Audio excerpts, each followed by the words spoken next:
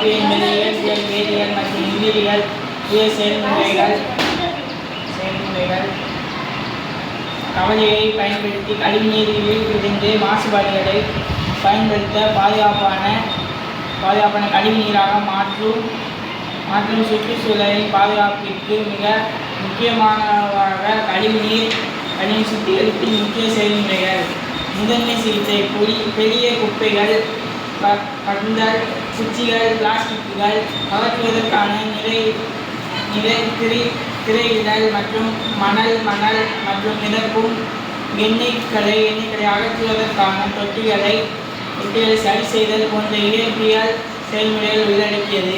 இரண்டாம் நிலை சிகிச்சை. கரைந்த மற்றும் விரைந்தெடுக்கப்பட்ட கரிமப் பொருட்களை உடைக்க உயிரியல் செயல்முறைகளை பயன்படுத்துகிறது. இது பெரும்பாலும் கண்ட்ரோல்ட ஆக்சிஜன் முன்னிலையில் கரிம கழிவுகளை கொள்கின்றது. மூன்றாம் நிலை சிகிச்சை. வேதியியல் உறைதல், கழிவு நீக்கம், வழிகாட்டுதல் மற்றும் கிருமி நீக்கம் குளோரினேஷன் உள்ளடக்கி ஒரு மேம்பட்ட நிலை.